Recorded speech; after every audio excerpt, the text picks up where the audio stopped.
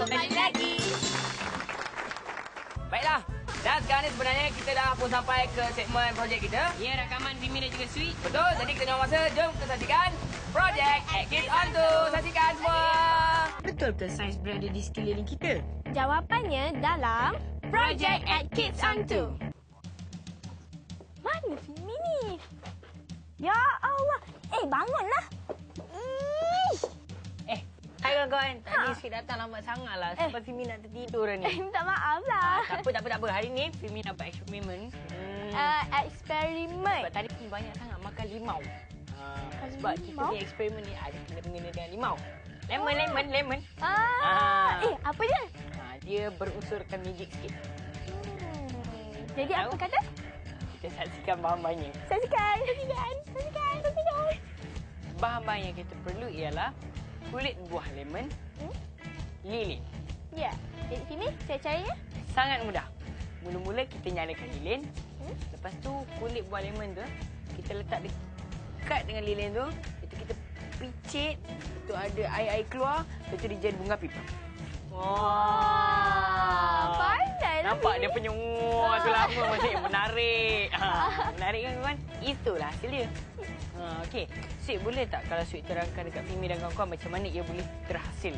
Boleh je. Sebenarnya kawan-kawan, di dalam kulit buah lemon ni, dia mengandungi satu jenis bahan yang dipanggil limonina. Oh, yang biar Vimy cakap tadi ada keluar air kan? Bila kita pijit, dia akan tersembur. Keluar air itu semua. Jadi kawan-kawan, apabila kita sembur dan keluar limonina tu, kita dekatkan dekat api, dia akan terhasillah bunga api. Wah, bijaknya Sweet. Baiklah, apa kata kita saksikan soalan untuk minggu ini? Saksikan.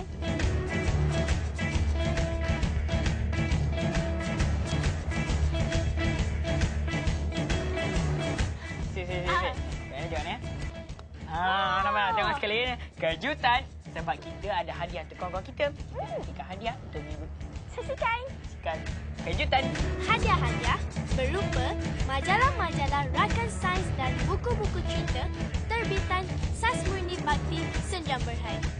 Tadi kita sudah pun tengok dia punya hadiah. Jadi kawan-kawan cepat-cepatlah hantar jawapan kepada kami. Betul, nanti kawan-kawan akan dapat hadiah. Baiklah kawan Sweet.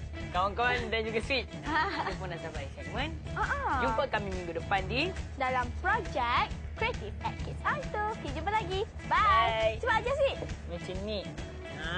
Kalau nak segarkan muka,